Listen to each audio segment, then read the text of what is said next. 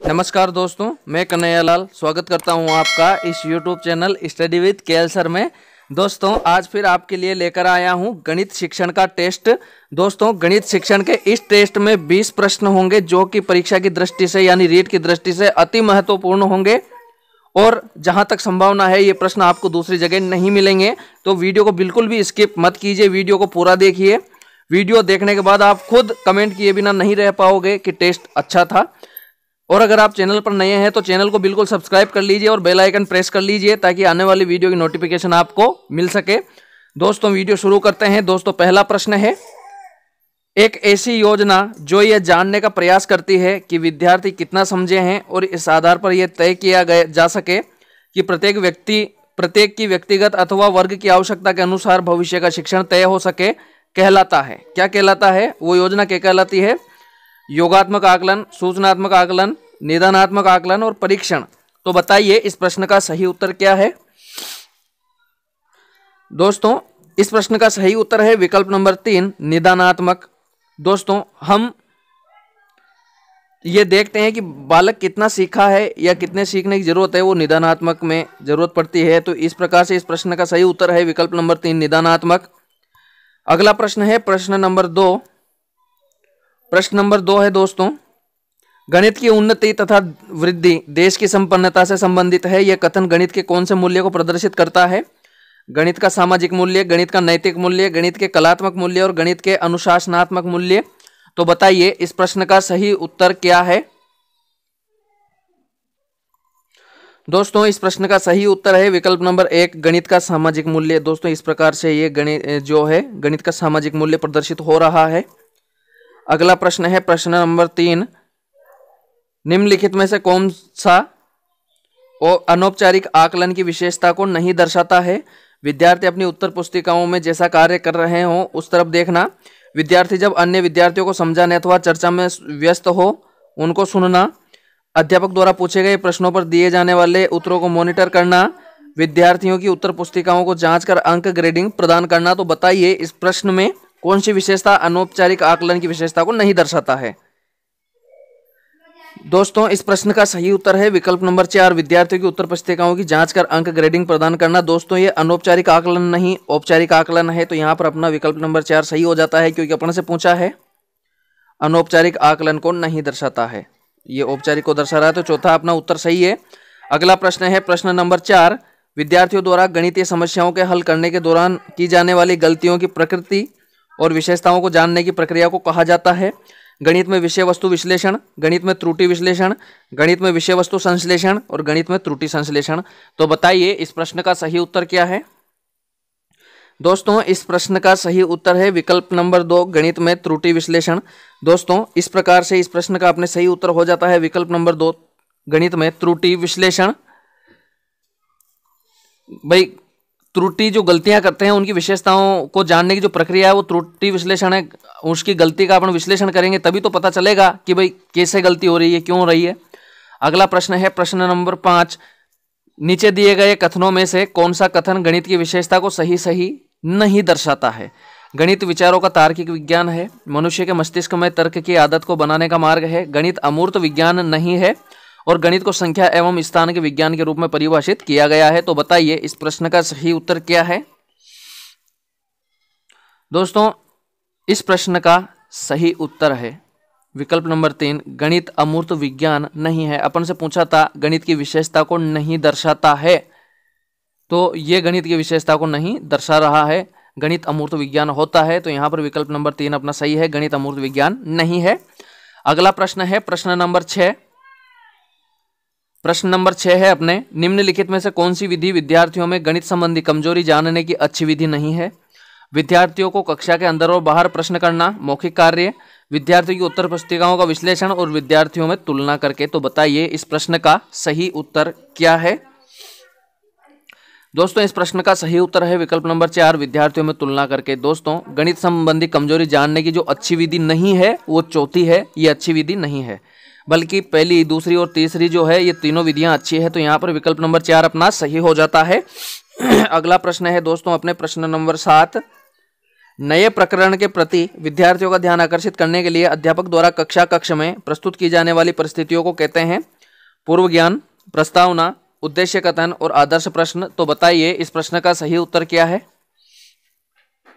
दोस्तों इस प्रश्न का सही उत्तर है विकल्प नंबर 2 प्रस्तावना। दोस्तों नए प्रकरण के प्रति विद्यार्थियों का ध्यान आकर्षित करने के लिए अध्यापक द्वारा कक्षा कक्ष में प्रस्तुत की जो परिस्थितियां प्रस्तुत की जाती है उन्हें प्रस्तावना कहा जाता है।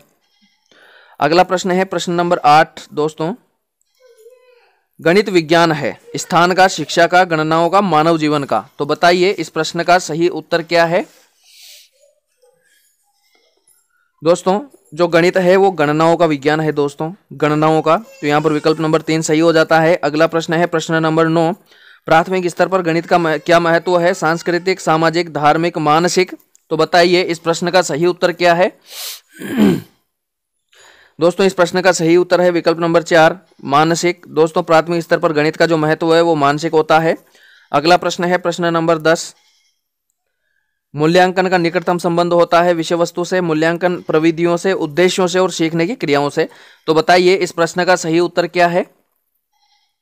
दोस्तों इस प्रश्न का सही उत्तर है विकल्प नंबर 3 उद्देश्यों से। दोस्तों मूल्यांकन का निकटतम संबंध होता है उद्देश्यों से, क्योंकि उद्देश्यों से ही तो अपन को पता चलता है मूल्यांकन में कि उद्देश्य जो थे वो कितने पूरे हुए, कितने उद्देश्यों की पूर्ति हुई। तो इस प्रकार से मूल्यांकन का निकटतम संबंध उद्देश्यों से होता है। अगला प्रश्न है प्रश्न नंबर 11। मनुष्य के जीवन की गतिविधियों में गणित का सर्वाधिक उपयोग होता है, वह है सांस्कृतिक, मनोवैज्ञानिक, सामाजिक, आर्थिक। तो बताइए इस प्रश्न का सही उत्तर क्या है? दोस्तों इस प्रश्न का सही उत्तर है विकल्प नंबर 4 आर्थिक। यहां पर अगर आर्थिक विकल्प में नहीं रहे तो मनोवैज्ञानिक भी हो सकता है, तो यहां पर आर्थिक है, मनोवैज्ञानिक दोनों है एक तरीके से। और अगर दोनों विकल्प उसी हिसाब से देगा, अगर एक विकल्प रहे तो आप आर्थिक कर सकते हो, मनोवैज्ञानिक भी कर सकते हो। अगला प्रश्न है प्रश्न नंबर 12। निम्न कौन सा कार्य अध्यापक से संबंधित नहीं है? योजना, मार्गदर्शन, शिक्षण, बजट बनाना। तो बताइए इस प्रश्न का सही उत्तर क्या है? दोस्तों इस प्रश्न का सही उत्तर है विकल्प नंबर 4 बजट बनाना। दोस्तों बजट बनाना अध्यापक से संबंधित नहीं है, जबकि योजना, मार्गदर्शन और शिक्षण ये सभी अध्यापक से संबंधित है। तो विकल्प नंबर 4 अपना सही हो जाता है। अगला प्रश्न है दोस्तों प्रश्न नंबर 13। सर्वाधिक प्रभावशाली शिक्षण सामग्री है अप्रक्षेपित, प्रत्यक्ष अनुभव, प्रक्षेपित और इनमें से कोई नहीं। तो बताइए इस प्रश्न का सही उत्तर क्या है? दोस्तों इस प्रश्न का सही उत्तर है विकल्प नंबर 2 प्रत्यक्ष अनुभव। दोस्तों सबसे ज्यादा यानी सर्वाधिक प्रभावशाली अगर शिक्षण सामग्री होती है तो वो प्रत्यक्ष अनुभव होता है, इसके मुकाबले और कुछ नहीं होता है। तो यहाँ पर विकल्प नंबर 2 अपना सही हो जाता है। अगला प्रश्न है प्रश्न नंबर 14। वस्तुनिष्ठ परीक्षण की सर्वाधिक महत्वपूर्ण विशेषता है विश्वसनीयता, वैधता, वस्तुनिष्ठता और उपयुक्त सभी। तो बताइए इस प्रश्न का सही उत्तर क्या है? दोस्तों इस प्रश्न का सही उत्तर है विकल्प नंबर 4 उपयुक्त सभी। दोस्तों वस्तुनिष्ठ परीक्षण की विश्वसनीयता, वैधता और वस्तुनिष्ठता ये तीनों ही विशेषताएं हैं, तो यहाँ पर विकल्प नंबर 4 अपना सही हो जाता है। अगला प्रश्न है प्रश्न नंबर 15। यदि एक विद्यार्थी गणित विषय में कई बार अनुत्तीर्ण हो जाता है तो ये जानने के लिए कि गणित की किस विशेष शाखा में वह कमजोर है, निम्न में से कौन सी विधि प्रयोग में लेंगे? लिखित कार्य, मौखिक कार्य, निदानात्मक तरीका और उपचारात्मक तरीका। तो बताइए इस प्रश्न का सही उत्तर क्या है? दोस्तों इस प्रश्न का सही उत्तर है विकल्प नंबर 3 निदानात्मक तरीका। दोस्तों निदानात्मक जो शिक्षण होता है, निदानात्मक तरीका होता है, ये इसीलिए होता है कि हम ये जान सकें कि छात्र किस विषय में कमजोर है और किस विषय की किस इकाई में कमजोर है, तो इसीलिए निदानात्मक का प्रयोग किया जाता है। तो यहाँ पर विकल्प नंबर 3 निदानात्मक तरीका अपने सही हो जाता है। अगला प्रश्न है प्रश्न नंबर 16। छात्र गणितीय गणना में गति प्राप्त कर सकते हैं चर्चा या वाद विवाद द्वारा, मौखिक कार्य द्वारा, लिखित कार्य द्वारा और अभ्यास द्वारा। तो बताइए इस प्रश्न का सही उत्तर क्या है? दोस्तों इस प्रश्न का सही उत्तर है विकल्प नंबर 4 अभ्यास द्वारा। दोस्तों गणितीय गणना में गति प्राप्त करने के लिए सबसे जरूरी होता है अभ्यास, और अभ्यास के बिना कुछ नहीं हो सकता। Practice makes a man perfect. तो यहां पर विकल्प नंबर 4 अपना सही हो जाता है। अगला प्रश्न है प्रश्न नंबर 17। गणित के अध्ययन से एक बच्चे में किस गुण का विकास होता है? आत्मविश्वास, तार्किक सोच, विश्लेषण सोच, इनमें से कोई नहीं। तो बताइए इस प्रश्न का सही उत्तर क्या है? दोस्तों इस प्रश्न का सही उत्तर है विकल्प नंबर 4 सभी। दोस्तों गणित के अध्ययन से बच्चे में आत्मविश्वास भी आता है, तार्किक सोच भी आती है और विश्लेषिक सोच भी आती है। तो इस प्रकार से विकल्प नंबर 4 अपना सही हो जाता है। अगला प्रश्न है प्रश्न नंबर 18। सामान्य से विशिष्ट का सिद्धांत निम्न में से किसमें प्रयोग होता है? आगमन विधि, निगमन विधि, संश्लेषण विधि और विश्लेषण विधि। तो बताइए इस प्रश्न का सही उत्तर क्या है? दोस्तों इस प्रश्न का सही उत्तर है विकल्प नंबर 2 निगमन विधि। दोस्तों सामान्य से विशिष्ट का जो सिद्धांत होता है वो निगमन विधि में प्रयोग होता है। अगला प्रश्न है प्रश्न नंबर 19, गणित में किस विधि में हम प्राय सूत्र तथा नियमों की सहायता लेते हैं? संश्लेषण, विश्लेषण, आगमन, निगमन। तो बताइए इस प्रश्न का सही उत्तर क्या है? दोस्तों इस प्रश्न का सही उत्तर है विकल्प नंबर 4 निगमन। दोस्तों आप जानते हो कि हम निगमन विधि में सूत्रों की सहायता लेते हैं, सूत्रों की सहायता से सवाल को हल करते हैं, तो वहां पर निगमन होता है। और जहां पर सवाल के द्वारा ही सूत्र को सत्यापित किया जाता है वहां आगमन होता है। तो यहाँ पर सूत्र से नियमों की सहायता लेते हैं, सूत्र तथा नियमों की सहायता लेते हैं हल करने में, तो वहां निगमन होता है। विकल्प नंबर 4 अपना निगमन सही है। चलिए दोस्तों अगला और आखिरी 20वां प्रश्न, उससे पहले आपसे निवेदन है कि अगर आपको वीडियो पसंद आए तो ज़्यादा से ज़्यादा लाइक करें और शेयर करें ताकि सभी मित्रों को इस टेस्ट सीरीज का फायदा मिल सके। दोस्तों 20वां प्रश्न है प्रश्न नंबर 20, मैथमेटिक्स अभिक्रमित अनुदेशन प्रणाली के प्रवर्तक कौन थे? BF Skinner, Robert megger, TF Gilbert और लॉरेंस स्टोलुरो। तो बताइए इस प्रश्न का सही उत्तर क्या है? दोस्तों इस प्रश्न का सही उत्तर है विकल्प नंबर 3 TF गिलबर्ट। दोस्तों मैथमेटिक्स अभिक्रमित अनुदेशन प्रणाली के प्रवर्तक TF गिलबर्ट थे। चलिए दोस्तों आज के लिए इतना ही, मिलता है जल्दी ही नए वीडियो नए टेस्ट में, तब तक के लिए नमस्कार।